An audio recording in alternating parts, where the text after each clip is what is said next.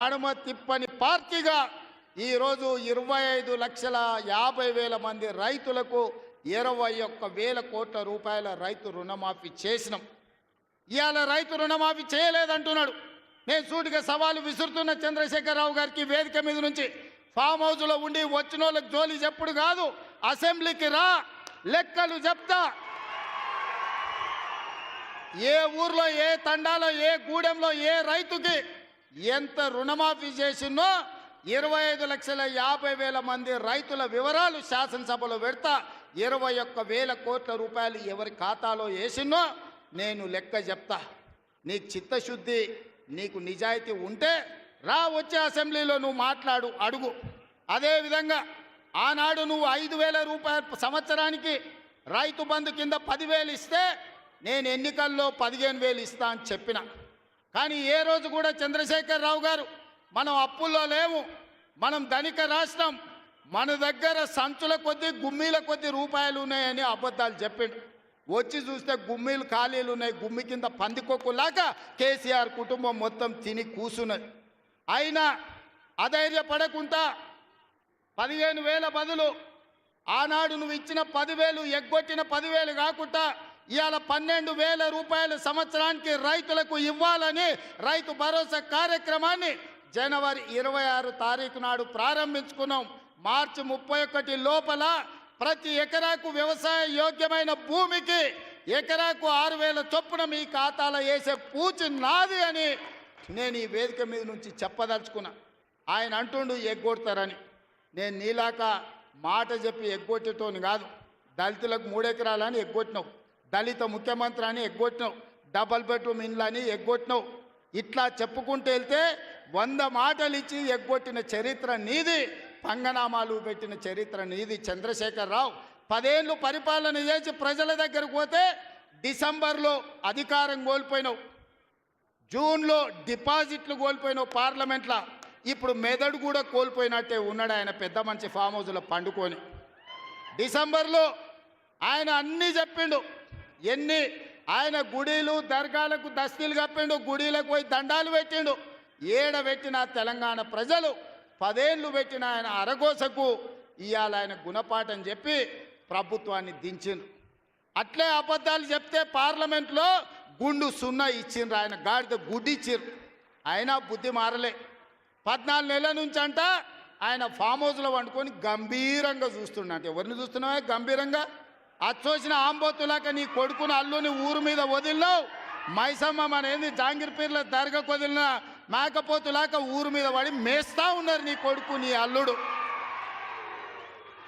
మన జాంగిర్పీర్ల దర్గా కోసుకుంటాం కదా మనం, అట్లా జాంగిర్పీర్ల దర్గాను కూడా మోసం చేసిన 100 కోట్లు ఇస్తాను మా శంకర్ చెప్తున్నాడు. ఇవాళ రాజన్న సిరిసిల్ల ఆలయానికి 100 కోట్లు ఇస్తాను, ఆ దేవుణ్ణి మోసం చేసినాం. ఈడ దర్గాను మోసం చేసినాం.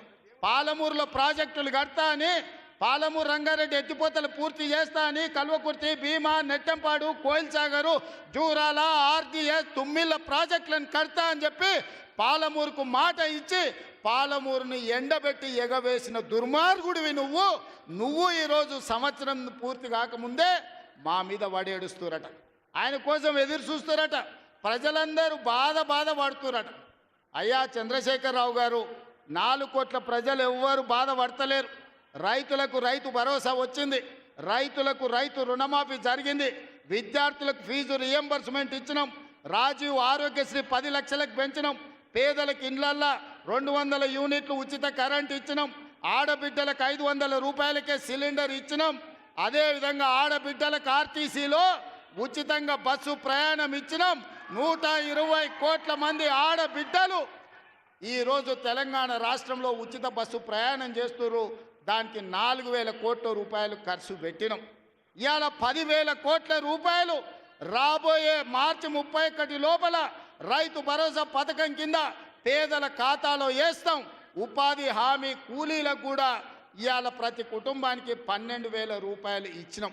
ఇదే కాదు, తెలంగాణ సమాజానికి నిరుద్యోగ సమస్య, అలాంటి నిరుద్యోగ సమస్యను పరిష్కరించడానికి మొదటి సంవత్సరంలోనే 55,143 ప్రభుత్వ ఉద్యోగాలు ఇచ్చి దేశంలోనే చరిత్ర సృష్టించిన రాష్ట్రం తెలంగాణ రాష్ట్రం నువ్వు 10 ఏళ్ళు ఇవ్వలేని ఉద్యోగాలు మొదటి సంవత్సరంలోనే 55,143 ఉద్యోగాలు ఇచ్చిన చరిత్ర మాది. వీటన్నిటి మీద నీకు చిత్తశుద్ధి ఉంటే, నీ నాయకత్వం మీద నీకు నమ్మకం ఉంటే నువ్వు రా అసెంబ్లీలో. ఈ వివరాలన్నీ అసెంబ్లీలో పెడతా, చర్చ చేద్దాం. ఆయన కొడితేనంట బలంగా కొడతాడంట. సరిగ్గా నిలబడేది నేర్చుకొని ఆయన కట్టె లేకుండా. నీ పరిస్థితి ఎట్లుందో తెలంగాణ సమాజానికి తెలియదా? నువ్వు తూగుతున్నావా, సోగుతున్నావా, నువ్వు నిలబడగలిగే పరిస్థితిలో ఉన్నవా? ఆయన బలంగా కొడతాడంట, ఆయన లేచి వస్తాడంట. సోషల్ మీడియాలో నాకు ఆయనకు పోటీ పెడితేనంట ఆయనకు లైక్లు ఎక్కువ వచ్చినాయంట. టిక్టాక్లో 10 ఏళ్ళు ముఖ్యమంత్రి చేసినోడు, కేంద్ర మంత్రి చేసినోడు ఇవాళ టిక్టాక్లో కేసీఆర్కు రేవంత్ రెడ్డికి పోటీ పెడితే ఆయనకు లైక్లు ఎక్కువ వచ్చినాయంటే నాకు తక్కువ వచ్చినాయంటే ఇవాళ వాళ్ళ కార్యకర్తలతో మాట్లాడుతున్నాను. నేను అడగదలుచుకున్నా, ఆ మధ్యలో బాలీవుడ్లో కూడా సల్మాన్ ఖాన్కు రాఖీ సావంత్కు కూడా టిక్టాక్లో పెడితే రాఖీ సావంత్కి ఎక్కువ లైకులు వచ్చినాయి. అంత మాత్రాన ఆమె సల్మాన్ ఖాన్ కంటే గొప్ప నటుడు నటురాలు అనేవారని అనుకుంటారా? ఇవాళ చివరికి ప్రజలు తిరస్కరించి ప్రజలు డిపాజిట్లు జప్తు చేస్తే ముఖం జల్లక ఫామ్ హౌస్లో వండుకున్న చంద్రశేఖరరావు సోషల్ మీడియా టిక్టాక్లో నాకు లైక్లు వచ్చినాయని చెప్పుకునే పరిస్థితికి వచ్చిందంటే ఆయన మానసిక పరిస్థితి ఎట్లుందో తెలంగాణ సమాజం అర్థం చేసుకుంటుంది.